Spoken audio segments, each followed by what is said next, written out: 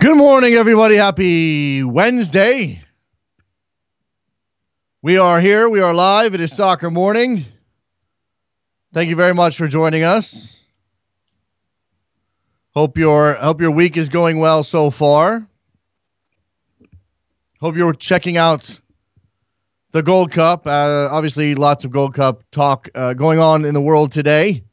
Not to mention some of it related to the United States of America. We're going to get to that. Some of it related to Canada. We're going to talk about Canada today. Kevin Laramee is going to join us on this program to talk about why Canada could not score a goal over 3 matches. 3 matches, 0 goals. That's the problem. That's a problem. And I'm having technical problems over here. Kind of forgot about something. Yeah. We are here. We are live. I know you guys didn't hear the music. I apologize for that. Settings didn't get switched over here. There we go. Now I know what's going on. Thank you very much. Producer Trevor's trying to inform me of my issues. Yes. We have fixed that problem. We'll be fine. Let's do the headlines this morning ahead of Kevin Laramee coming up in just a couple of minutes. Starting with the LA Times reporting that the deal between the Galaxy and Giovanni Dos Santos is in fact done. As a matter of fact, we've got direct quotes from Chris Klein and Bruce Arena of the LA Galaxy as it relates to Giovanni Dos Santos joining the team. It's going to be a challenge for him, Bruce Arena told the Times. He's not been at a club yet where he's had those kinds of responsibilities. And he's in a community where he's going to be sought after. He's going to have to be mature about it. This is absolutely 100% true. The 26-year-old Dos Santos now takes a step up. He's always been a medium fish in bigger ponds.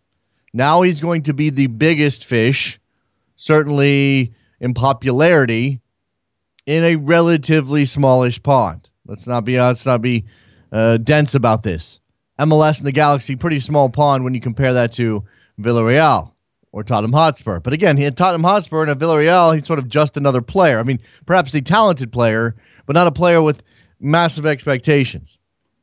Not a player who will be the Beatles of that league, for lack of a better description. When he arrives in LA, it's going to be mass hysteria. Now, I know a lot of Mexican national team fans are not happy with Dos Santos making this move, but I think in the end, it's actually going to benefit him.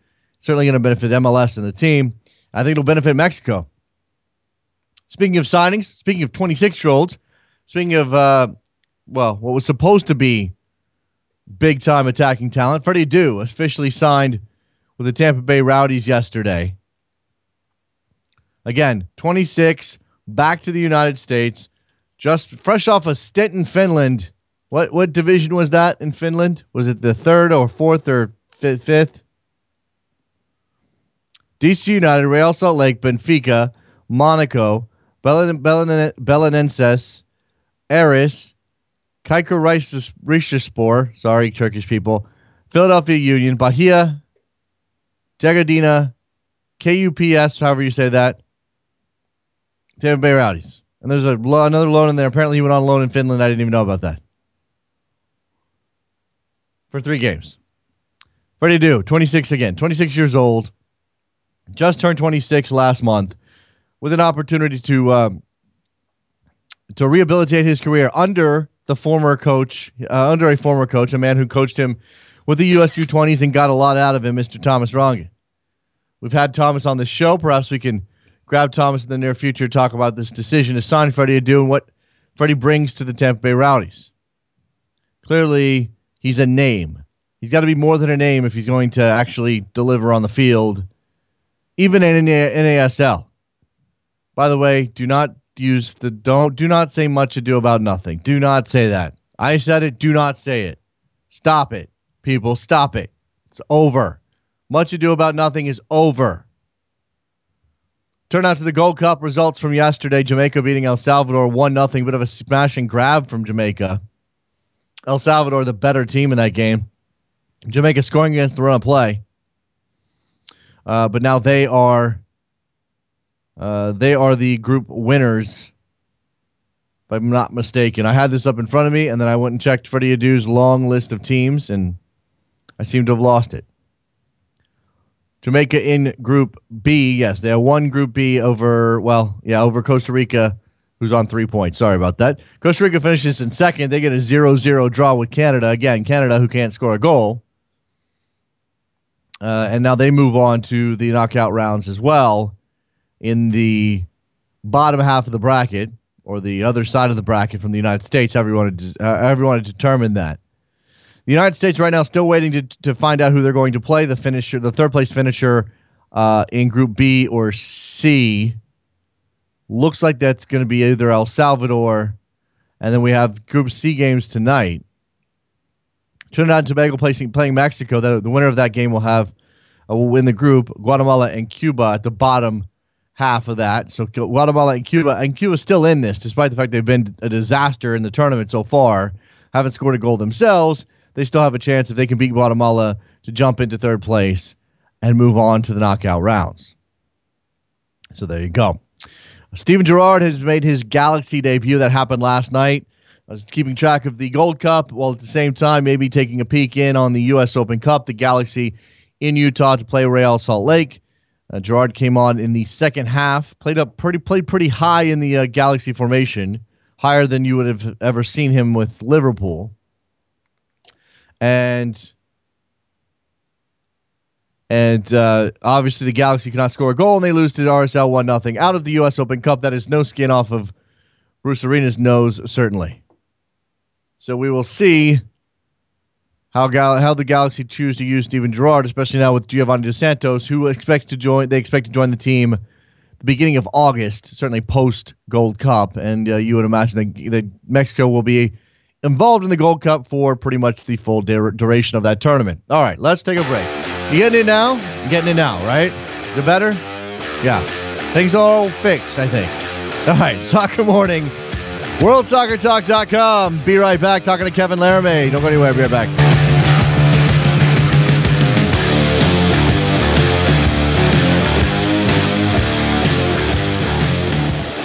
This Saturday, the U.S. men's national team will play in the quarterfinals of the Gold Cup and will be 2 steps away from reaching the final for the 6th consecutive tournament. Soccer Morning listeners, I'd like to invite you to join me as I'll be sharing my thoughts and opinions during the game live on Rabble.tv. With Rabble.tv, the concept is simple. All you have to do is tune into the broadcast on TV, press the mute button, and then head on over to Rabble.tv to listen to me sharing my analysis. With Rabble, you can listen to my broadcast on your desktop, through your iOS app, and now through your mobile browser. You can join in too by posting your questions or observations in the comments section. Will Jurgen Klinsmann be able to get this U.S. team firing in all cylinders again? Find out this Saturday, July 18th at 5 p.m. Eastern, and cheer on the red, white, and blue with me live on Rabble.tv.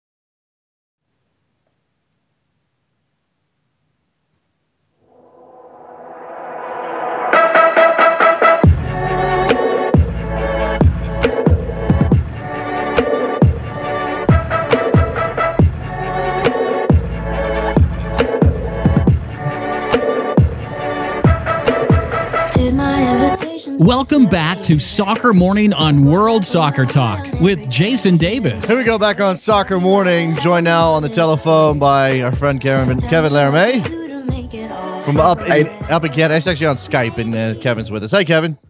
How you doing tonight? Tonight. It was a rough night for Canada, so today. If you were so distraught with Canada's performance in the Gold Cup that you stayed up all night, it probably still feels like night to you. 50% of the reality. It's that's how I feel this morning. It's a little bit disheartening, a little bit hopeful when you listen to Benito Floro's comment after the game, but at the end of the day, it still stings. How is it possible that Benito Floro sent a hopeful message after Canada went the full length of the tournament without scoring a goal? I don't understand that. I'll literally say to you, Jason, the way he said it to us. Jamaica, 0. Canada, 0 for 90 minutes. He said El Salvador, 0. Canada, 0 for 90 minutes. Costa Rica, 0. Yeah. Canada, 0 for 90 minutes. So on the good side, clean sheets across the board. On the bad side, no goals. That's what we're getting. Exactly. He was talking about how, yes, it's difficult to get the ball, but there's one quote that I remember from the press conference is really telling. He's like, our players can't dribble. It's like when you look at El Salvador, from their goalkeeper to their striker, they can dribble the ball. Not us. We're not there yet. There's a different way of just being on the ball. That's what he was trying to explain to us. That for him, he saw a great thing in that tournament. There was a constant progression. Yes, that tournament was not easy because you're missing 6 big pieces. You talk about Atiba, Hutchinson, Mark, Nick, Dejan. There's a lot of players that were missing for this game. Big players. And like Benito Floro said, missing one of them, any game, it doesn't matter. Your team will be good. Missing 6 of them, okay, we're not the same level then. Sure, and we know that the amount of depth Canada is working with is certainly one of the issues. There's talent there. I mean, that's where the hopeful message comes from. In addition to hey, we're missing 6 of our best players, but to not score at all, Kevin. I mean, to not be able to find something off a set piece. To not create, something, a tap in. I mean, last night in that game against Costa Rica, there were several moments where it was almost there was a force field in front of the net, and Canada was they didn't have the password. They didn't know how to get in there. We all saw that FIFA replay on YouTube where there's about 10 shots and it found any ways to hit the post, the woodwork, so not go in. That's what it looked like for Canada last night. It was probably the most Canadian moment. That was your tweet on Twitter last night. I really appreciated it. It was crazy. It was like 4 shots in 2 seconds. It was easier to put it in the net than next to it, and Canada found a way to. It was Tissot on the ball, and then we missed a shot, couldn't put it on target. But I have to say, when you look at players like Tissot, who's slowly becoming a threat going forward, that's a breath of fresh air. Still not easy at all just to put shots on target for Canada. They can't finish. They have a really big lack of finishing, in the words of Benito Floro, and we can all see it. We all have 2 eyes and watch the game. We can realize that they have trouble getting that ball in the back of the net.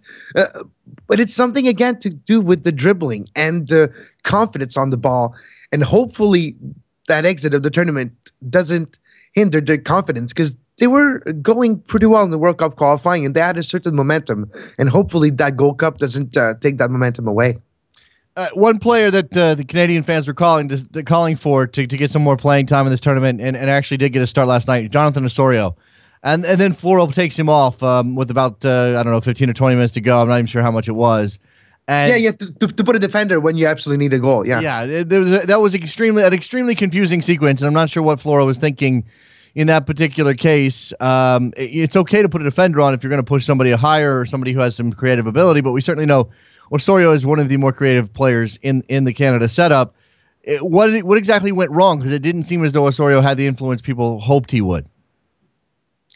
For some reason, there was a chemistry in the Dominica World Cup qualifier between Osorio, Laren, Tissot, and other players. There was a chemistry starting to build. And for some reason, that never transpired to the Gold Cup. You never saw the Laren play with Osorio the way they did against that Dominica home and away series. In Toronto, Cal Laren, I think that miss in that game actually really hindered him. I think it played something with his confidence, and I think in the training sessions he wasn't focused the same way, and he was not a factor in the game last night. And Canada needed a player like Cal Laren to step up to achieve bigger success in the Gold Cup than they were maybe slotted in for. But without Cal Laren's presence, without Osorio's chemistry, Osorio was actually he was given the cold shoulder to Benito Floro, really not happy to be taken up at the 69th minute. He was literally at the end of the bench and back to everybody else, and was almost throwing a temper tantrum. But we need that. I was happy to see that from Osorio, because that's what you need, passion. You need to bring this team, Canada team, to I'm not saying to another level, because there's still a lot of levels left to reach, but to do a little one higher, you need that passion, that almost that little chip on your shoulder that you want to prove something wrong. You want to prove people wrong. And Osorio had that. Unfortunately, Cal Laren needed to bring that on the pitch, and he wasn't a factor. The miss, the Cal Laren miss that everybody saw, certainly, as you said, perhaps something that got into his head. Very tough situation for a young player still learning his craft as a professional. Let's talk about Floro and in more of a, take it outside of the context of this Gold Cup in particular, and raise it to the level of the overall program and Floro's direction and leadership so far. I mean, when he takes the job, we know he's got a pedigree of some type. I mean, certainly the type of pedigree that, Canada should be happy to have, although you can make that argument, Kevin, and you can tell me where you fall on this, that, Benito Floro arrives not knowing anything about Canadian soccer, not knowing anything about the players, not knowing anything about the culture, and is thrown into the fire, so to speak. How has he done, and is he the right man for the job? There's a two-part to that answer, Jason. First one, Benito Floro was almost a savior for Canadian soccer. When he came in, the boat was sinking. So he patched the boat. He put it back straight in the water. It's not sinking anymore. It's actually keeping up level. Now that the boat isn't sinking, he's the one to restart the motor. That's what I'm asking myself. So he stopped the bad confidence, the bad results streak 2 years ago, Benito Floro. When he come, he restructured not just the men's national team, but go down to the U17, U20, U23, all the different levels. He structured the team, got new players into the group, scouted hundreds of players in the beginning. Well, there's not 500 players, Canadian soccer players, but he scouted every single one of them in the beginning of his tenure to bring new players like Tissot, like Becker, players that were not involved in the men's national team program before. He brought that in. Now, that being said, is he if you look at that just objectively, he's a man that's a little past his prime as a coach. He's not that young. He's a great soccer mind, though. And I think his knowledge is necessary, maybe at a technical director position. But then you need a head coach that has a vision, a plan, a 10, 15-year plan to be able to bring this team to another level, bring this team to where it can not just talk about going to the Hex, but almost every single cycle be in the X. I think that's the next level. That's what we need to do. And I think maybe somebody that has a different vision going forward, but that's compatible with Floro, could be the guy to take over to that job. Where is, I think one thing that's tough for fans to do, Kevin, is step outside of the situation and identify where their country, where their program should be. I mean, U.S. national team fans have this problem all the time. Should we? How much further along should we be? Should we be challenging some of the best teams in the world? Or are we still, fighting for with Mexico for CONCACAF supremacy? Are we supposed to be playing more progressive, proactive soccer, or is it okay if we play some of this defensive-minded counterattack style? Does Canada have a sense of where it should be? I think we have a sense of where we shouldn't be. And we shouldn't be lower than the countries that surround us. We shouldn't be lower than countries that has less resources and less impetus to have a great soccer program. We should be higher than countries like Jamaica and El Salvador. Right now, we might be higher than El Salvador. We're not higher than Jamaica. Canada's not higher than Costa Rica. But when you look at the reasons of why a national team program should be good, Canada's national team program should be good. But for some reason, it's never flourished. And I think when you look at countries like Costa Rica, and I look at the States, our neighbors of the South, us, your neighbors from the North, we don't have the same resources. Your talent pool is way bigger. But in a way, we have to follow the blueprint. We have to follow where you're taking this. And that should be our goal. So I believe that Canada should be higher. If it's not going to be easy to do it, but it should be a goal. That's what they should be striving for. They should be wanting to beat the Americans, or at least be at the same level, the same conversation of USA, Mexico, or at least Costa Rica and Panama. But for now, I'm not even sure it's there. So I think Canada still is trying to figure out that identity of where it should be. All right, the last refuge of the frustrated fan when it comes to team performance is individual talent that we can get excited about. If our team is laying eggs, at least we can say, oh well, that guy played well, and here comes some talent, and we can be excited about the next generation. Give me the next generation of Canada. Kyle Larin. Who else? Oh, Osario. There's the St. Ricketts. He's not that young. He's a little older, but what he brought to the table against Dominica, I'll go back to Dominica because that's when Canada scored a lot of goals. So that's probably when we need to look at to get some hope.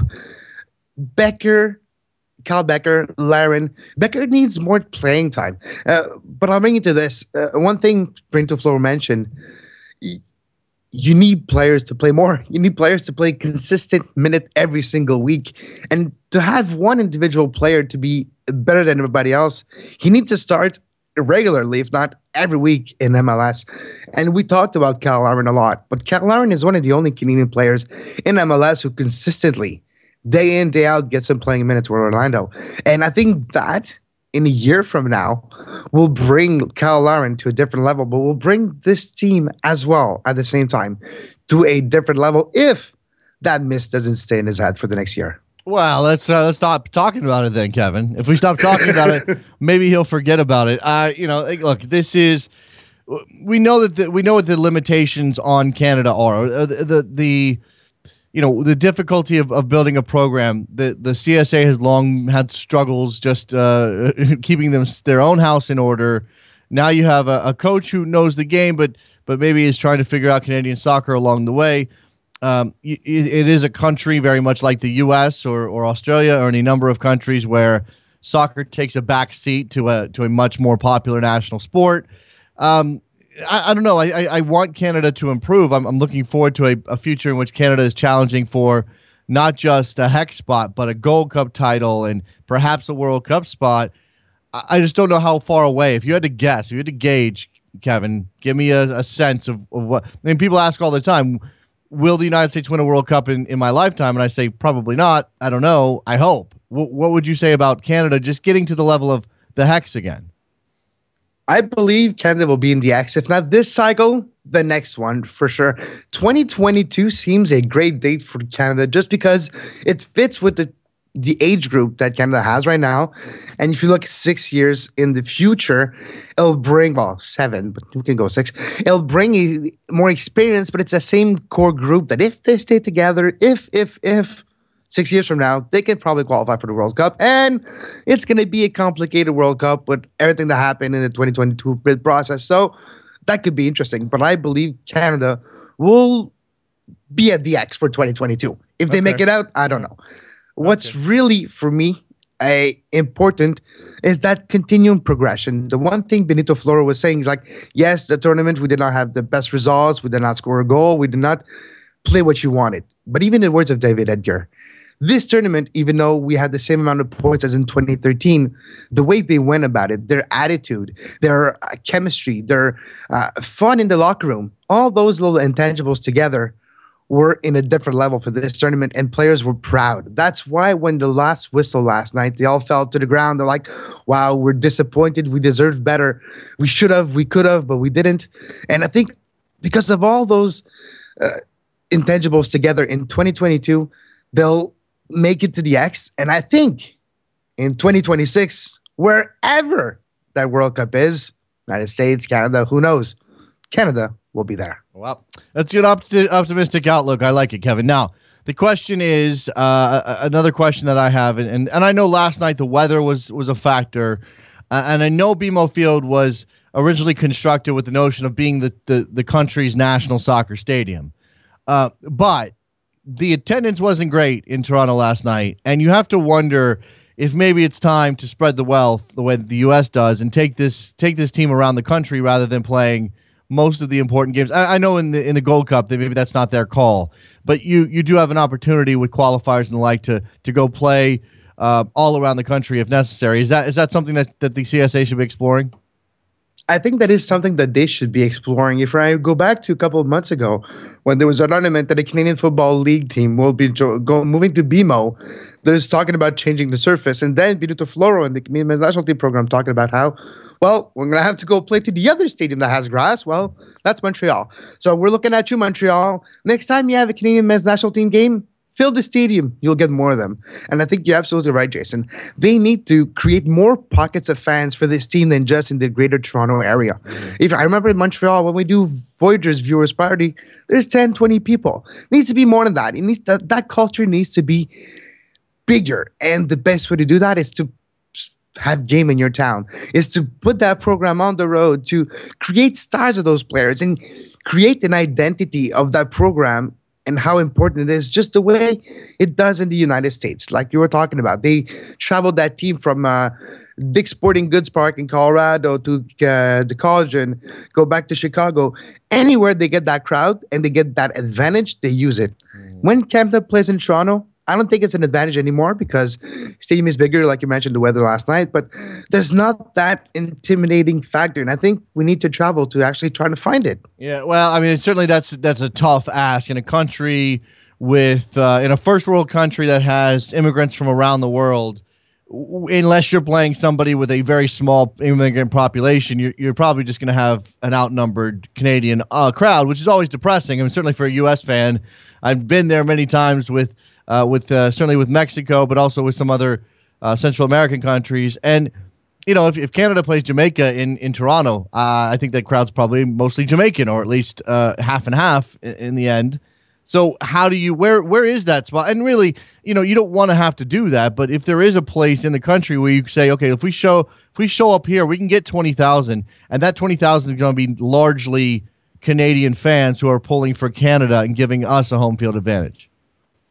You need to go in Edmonton, in those areas where that game will be important and you can get that patriotic aspect out and make something out of it. We saw it happen in Edmonton. We saw it happen a couple of times during the Women's World Cup. It was intimidating. That crowd was something. And I think Vancouver could be a good possibility for that too. Okay. So, look, at this point, Kevin, the tournament, the Gold Cup tournament is over for Canada. They're now back on the sidelines trying to get themselves together for qualifying, which this is not me being some, you know, prima donna American, some superior American. I just don't even know what's going on with qualifying right now because obviously the United States is not involved. You mentioned Dominica. Give me a sense of what's next for Canada. Next is a home and away series at the end of August, beginning of September, and around round 4 of CONCACAF qualification, just before the first round robin before the Axe. So it's a home and away series. The winner goes to the group stage, which is a 4-group round robin. And then the top 2 moves to the X16. So that's where we are right now in the qualification process. Canada won very easily the home and away series against Dominica with a great performance at BMO Field a month ago.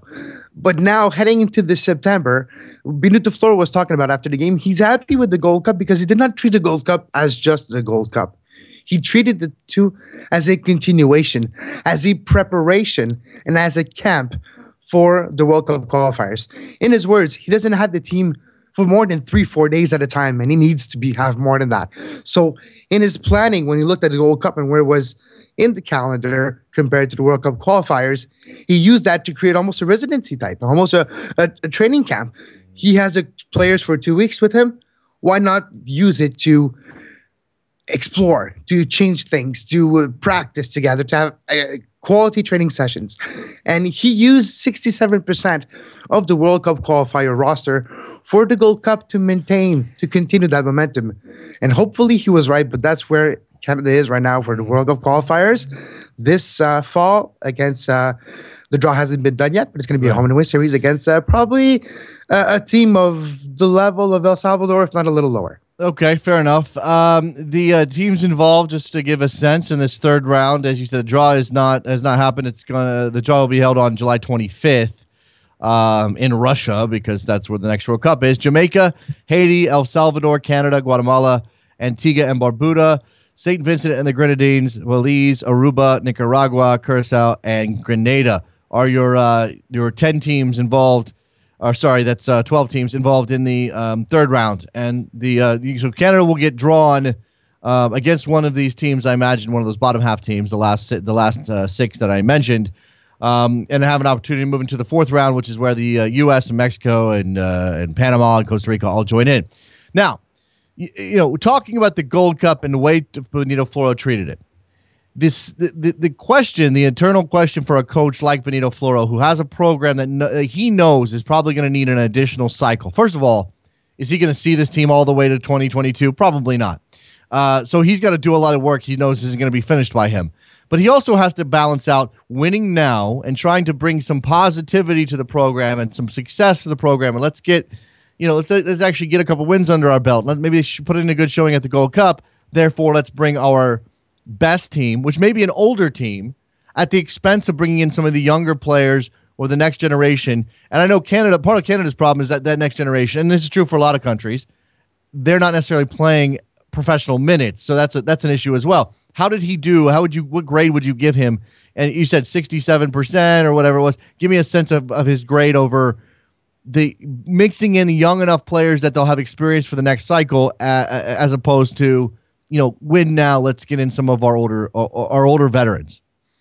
I think with the fact that Patrice Bernier were not capped for this Gold Cup, other veterans were not even called in for that. I think it shows that he really wanted the young guns to get some playing minutes, to get some experience. And he was willing to sacrifice the tournament to get those players minutes. That's how important it is for them to play just together, just to play for Canada together, just to play with that red shirt on. It's so important to get those playing minutes that he is willing to sacrifice a biannual tournament for them to play more games than they did before. The one thing Canada has done since Benito Floro has been here is play more games. They're taking advantage of every single FIFA date. Every single time they can get the team together, they do. Because Floro knows, and you said it perfectly, he's not going to see this team out. But he has the mandate to put this team on the right track and just watch them bloom after he's done with the team. So the next coach is probably going to have an easy job, because he's going to have the groundwork done for him. He's just going to have to follow that vision. If it's a right vision, that's another question. But he's going to have to follow that through. And I think that young group that we have now, I'll just take the Tissot, Laramee, and Osorio. It really gives a great example of this core group. Those three players together will grow for the next 6 years. And if they get consistent playing time, experience, they'll bring this team to a level that we never saw in Canada. But for that to happen, we need somebody to keep that vision. Now it's been 2 years with the same vision.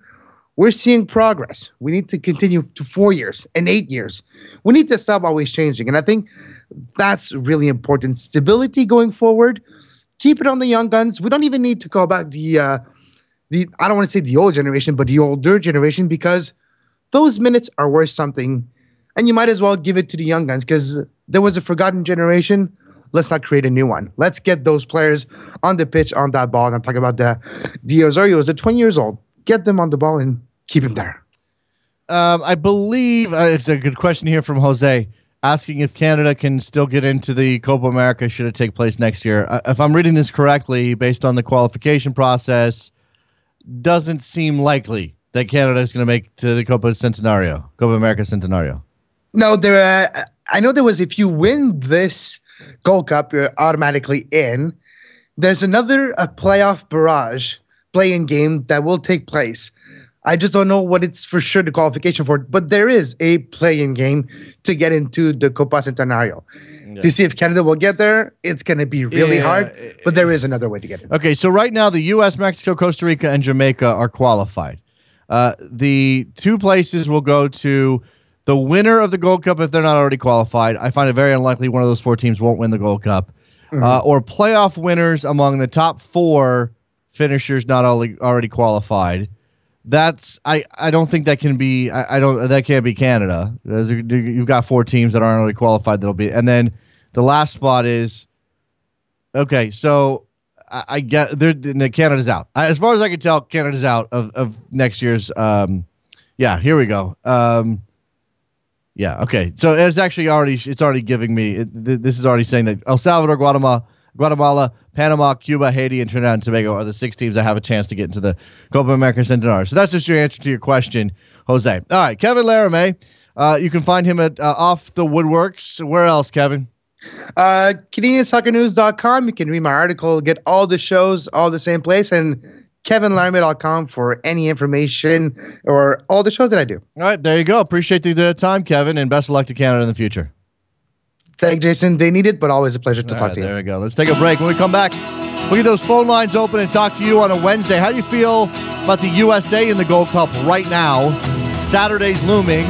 Group C to be determined. Don't even know their opponent yet in the quarterfinals. Be right back.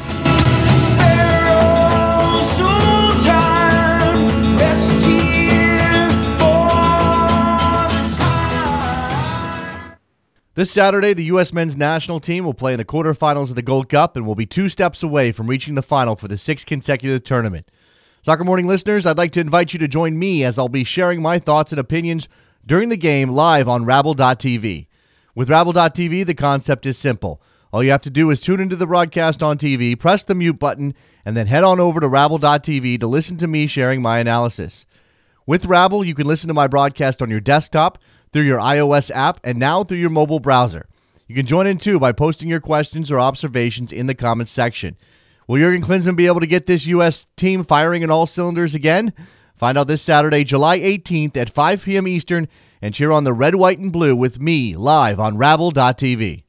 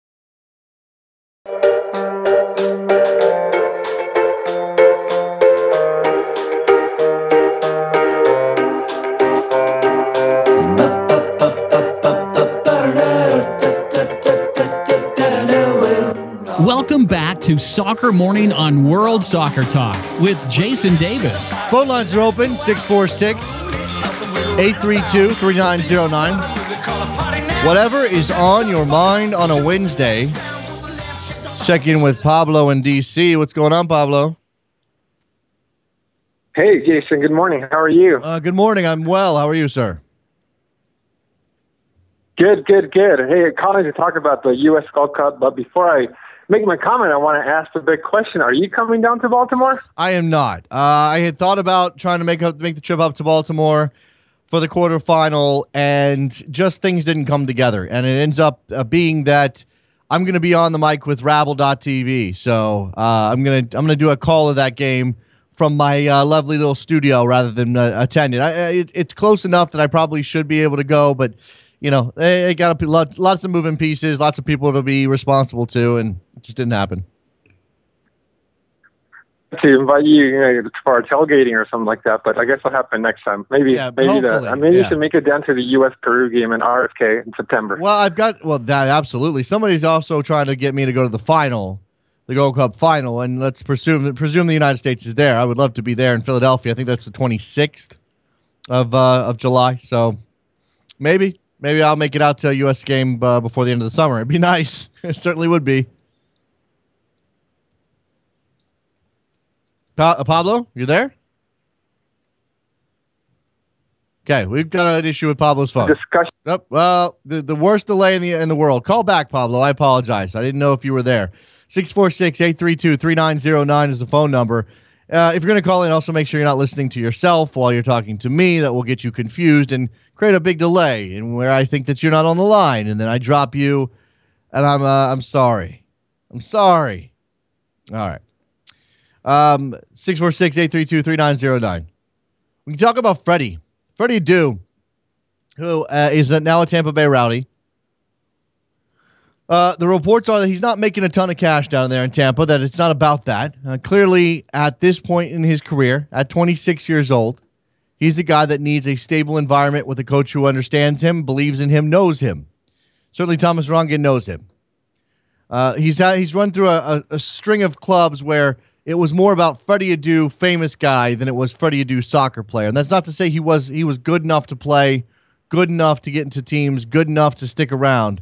But clearly there was a tournament Burnham kind of attitude when it came to Freddie Adu. Let's go back to Pablo. Sorry, Pablo, you got to be a little quicker. Yeah. Sorry. I wanted to talk about all the discussion going on with the central defenders with the U.S. And granted, I entirely agree with all the critics saying, the Brooks and Alvarado and pairing has not even close to being good. And it ends up making a default of blaming Klinsmann for alternating or rotating central defenders, which I think is a good argument, and also it's being criticized of not keeping consistency with these two players. But I want to remind people that the U.S. has, people can disagree with me, but has never had a world-class central defense pairing. I mean, with in the back, Bruce Arena days, Bob Bradley, there would be continuity with the Bocanegra's on Yeru tandems or other tandems, and there was still. During the World Cup, we always remember everyone blaming the U.S.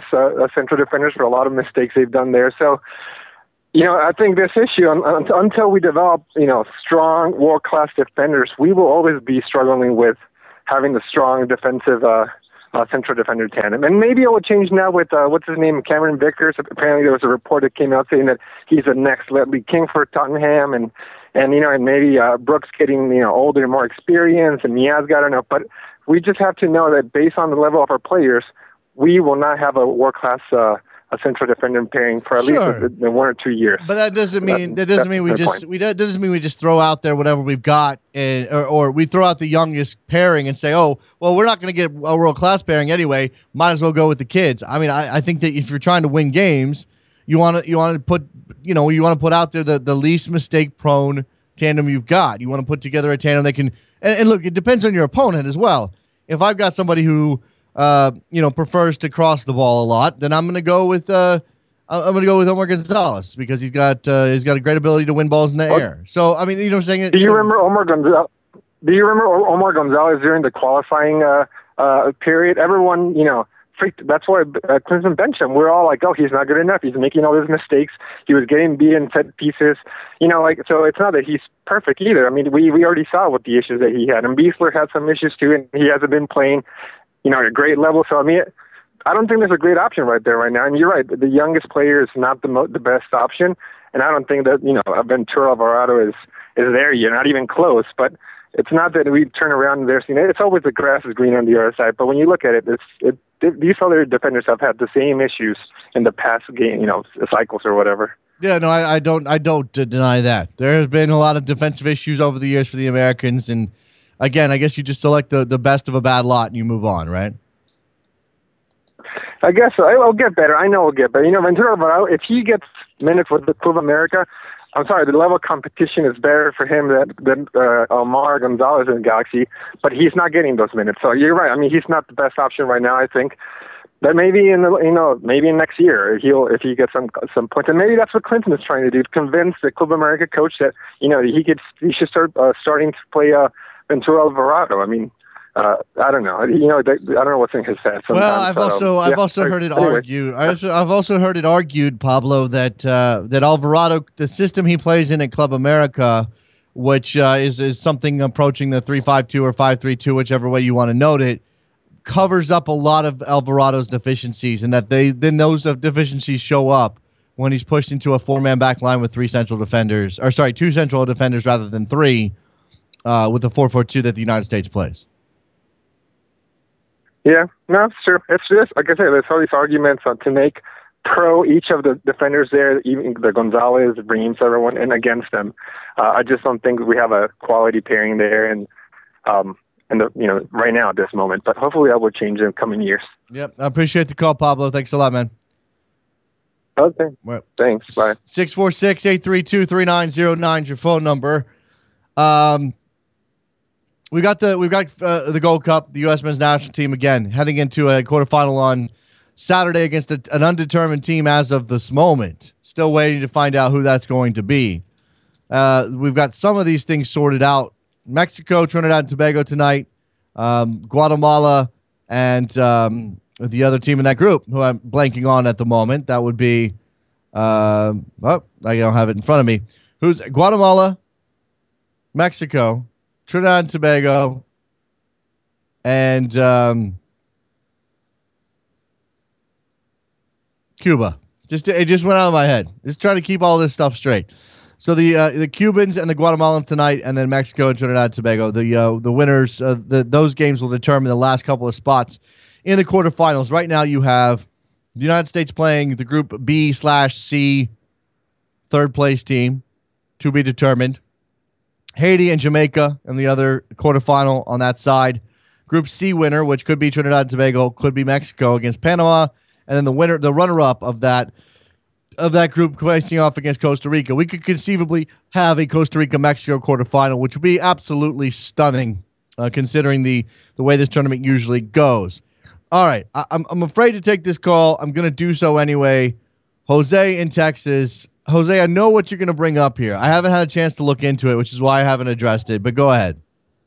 No, it's fine. I appreciate you taking my call. I know I've been tweeting you probably more than I should while I'm at work, but I decided that I was going to give you a call because I've been a little worried for my Montreal Impact. I was really excited when Saputo bought his Serie B team, Bologna, and then they went into Serie A. I was thrilled. I thought perhaps it was going to be a great partnership to have, and I'm still a bit confident that it will be. However, clearly part of the contract and part of the agreement for bringing Laurent Ciman, which is arguably the best defender in the MLS, was that they were going to take care of his autistic daughter. And he still had a 3-year contract in Belgium. They decided to break that contract in Belgium to bring the guy to Montreal. And now he is complaining that Montreal gave them the word and they've not hold their end of their deal. And it is very disappointing. Saputo is in Bologna. Yesterday there was an interview with Ciman's wife where she says she is very disappointed with the way Montreal have been going about this situation. And I'm just very disappointed. And whatever light I can bring to this, I think is good on my end. Where did you see this interview, and where is some of this stuff coming from? Well, I mean, essentially, the hashtag IMFC has been blowing up on Twitter, and also the hashtag Simangate. Everybody has been very disappointed. I think it was the equivalent of ESPN in Canada. I remember what the name is, RSN, or whatever it is, and Ciman said clearly that they gave him their word as far as how they were going to take care of his daughter, and they haven't done so. Now, I'm not an expert in Canadian healthcare, nor do I intend to be, but there was some sort of misunderstanding, and if breaking a contract in Belgium was part of this deal for bringing him here, I clearly think that had it not been for this deal and they had brought him here, he would have been signed as a DP. So there's some iffy things going on. I feel very disappointed as an Impact fan. Something needs to happen, and Saputo needs to come back to Montreal and deal with this. It certainly doesn't sound good from what you're saying. I did take a quick peek at Simon Gate. There's some tweets. Now, this is part of the issue, Jose, that we run into when it comes to Montreal. They get isolated. The Impact get separated from the rest of the MLS pack because of the language barrier. And I know they do some things in English, but clearly a lot of their fans are speaking French and conversing in French. Right. And sorry. So, no. And you know what?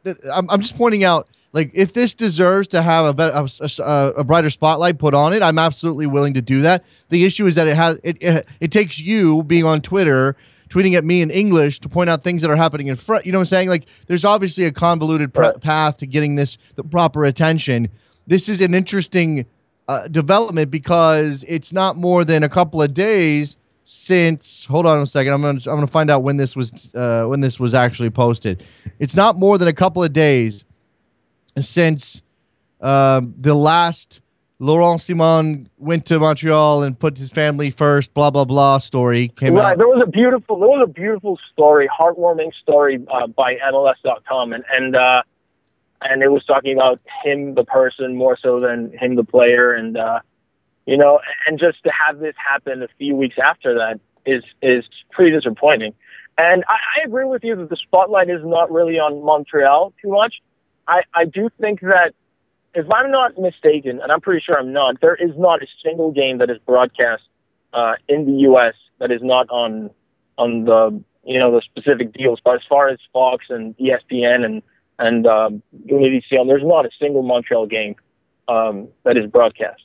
So and there's some good players. I don't think that there's a lack of market. I think Montreal has a good enough team that people would tune in and watch, especially the rivalry with Toronto and whatnot.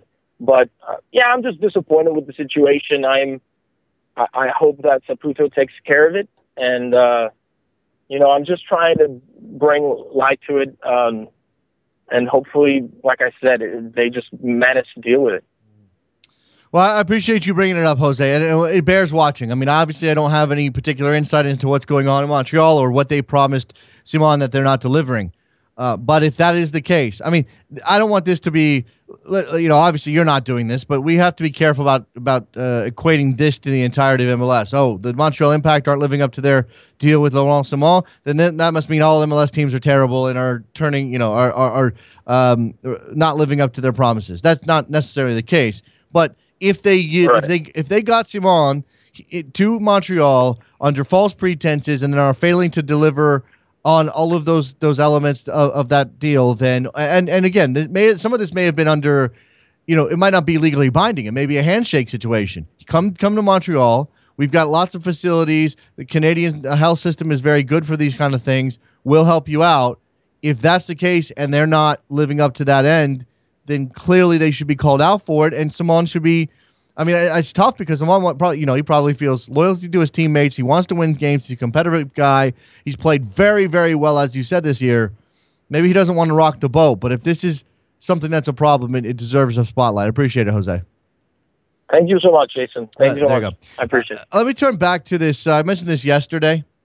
The Senate subcommittee hearing on the FIFA corruption scandal, some of the things that are happening around the FBI's investigation into FIFA corruption. And the word that there is a subcommittee hearing that will be held to discuss these things, and that U.S. Soccer has been asked to send a representative. Now, they've asked specifically for Sunil Gulati, and U.S. Soccer has said no thank you. There's a story by Brooke Tunstall over at American Soccer Now that addresses this very topic. Why won't Sunil Gulati appear before the U.S. Senate? In it, he outlines that Dan Flynn, the general secretary and CEO of U.S. Soccer, who does handle the day-to-day business of the federation, is much more involved, hands-on, any given day than Sunil Gulati ever will be, is going. And he will be answering questions. And while that is probably Dan Flynn is probably a strong candidate, a fine person to speak on behalf of U.S. soccer. He is not the figurative head of U.S. soccer. He's not the official head of U.S. soccer. That is Sunil Gulati. Why is Sunil Gulati not going to this hearing? Brooke in American Soccer Now inquired with U.S. Soccer as to why Sunil Gulati's not going, and he got no response. What this has, what U.S. Soccer has to say about this, nobody knows yet because they are not speaking. They are sending Dan Flynn, and that seems to be it. I am maintaining that this is a bad look for U.S. Soccer not to send someone, not to send the boss, not just send Dan Flynn, fine. If you believe that he is better equipped to speak on these issues, fine. But you should also send Sunil Gulati because he is ultimately responsible as the president for the direction of the organization, for the organization's associations with people like Chuck Blazer and Jack Warner. He sits on the executive committee of FIFA. He is the one who is involved directly in FIFA governance as U.S. Soccer's president. So why is he not going to this Senate subcommittee hearing? Now, he's not been subpoenaed. There's no laws being broken. But this will be on the official record as the Senate looks into the issue of FIFA corruption. Why wouldn't you want to have Sunil Gulati there? Makes no sense. Definitely a bad look. 646-832-3909. Phone lines open. Did we talk about Jurgen Klinsmann swapping out 3 players yet for the Gold Cup? Did we talk about that already? I know I did it on the headlines. Altidore, Morales, and Garza out. Gordon, Corona, Beasley in. Now, I think the Altidore swap is interesting, if only because Jurgen Klinsmann has seemed so committed to Josie Altidore over the course of the last 4 years. To see him leave camp and to see somebody like Alan Gordon come into camp is a very interesting development. Alan Gordon has a very specific set of skills. He is big and he's tall, and you can hit him in the head with the ball, and he might score a goal. He is strong. He will hold the ball up. Will he be effective at it at the international level? Remains to be seen. But at this point, it's sort of difficult to argue that he's not an upgrade over Josie Altidore. Josie Altidore's hold-up play wasn't meeting the standard, and he wasn't putting in the effort. Now, he may still be suffering from that hamstring injury he picked up last month and is not fully fit yet. But that is just another reason to say thanks for your service. Time to go back to your club. We're going to bring in somebody else. And I had somebody arguing with me on Twitter that we have certainly progressed from the Bob Bradley era, if only because players like Connor Casey are not getting called into the team to win important games. Well, what does it say about the progression since the Bob Bradley era and into the Jurgen Klinsmann era that players like Alan Gordon are getting called into the team? Now, he hasn't played yet. He may not play. I actually think he will. I think he's going to play some role in this Gold Cup. Probably for the good if he gets on the field for any long stretch of time. He has, like I said, a specific set of skills that may be effective in this tournament. But you can't tell me that Connor Casey being part of Bob Bradley's setup is a bad thing or an indication of where we were at the time, but Alan Gordon's inclusion in Jurgen Klinsmann's team is not. Of course it is. Have we progressed since Bob Bradley? Probably some. It's a deeper team. Are we better at the top level? It's a different question. Alfredo Morales leaving. Had an okay game against Panama. Didn't think he did too much great. Didn't do too much terribly. He leaves for Joe Corona, a fine player, a younger player, well, not a younger player than Morales, but a young player that I like. Greg Garza out. Had a howler against Haiti. Was absolutely terrible. Was otherwise okay. Had some moments. He comes out, leaves the team. DeMarcus Beasley comes in. DeMarcus Beasley, who not that long ago retired from international duty, is now back in the team. Says something about where they are at the left back position. Excuse me. And we'll see if DeMarcus plays. If DeMarcus plays, he may free up Fabian Johnson to play in the midfield or on the right. If you There's not a person out there listening to me right now who doesn't believe Timmy Chandler should not play one more game in this tournament. If you get DeMarcus Beasley on the left side, and that's a competent figure at that position, you can swap Fabian Johnson to the right, shore up the right-hand side, and not just at the back, but going forward as well. All right. The phone lines have died, and we're going to get ready for the SiriusXM show coming up in just a couple of minutes over on SiriusXM FC 94. Got the Gold Cup tonight, big matches, Guatemala and Cuba. See, I remember that time. Trinidad and Tobago and Mexico. Can the Mexicans score a goal against Trinidad and Tobago? A much more dangerous team than Guatemala, but won't sit back as much. So perhaps Miguel Herrera's team figures it out tonight. I think there's one. Is there an MLS game tonight as well? Let's be honest. Nobody's paying attention to MLS right now in the middle of the week. Chicago and Columbus tonight at 8:30. So there you go. That's the exact same time as Mexico and Trinidad and Tobago. So you're going to have to make a decision. Thank you very much to Kevin Laramee for talking to us about Canada. That was a good discussion. Let's see. Hopefully Canada gets their stuff together at some point. Appreciate it. Go to backheel.com/store. Buy a mug. Got T-shirts. Doing the damn thing. I'm going to go shop on Amazon Prime. See you guys later. Bye.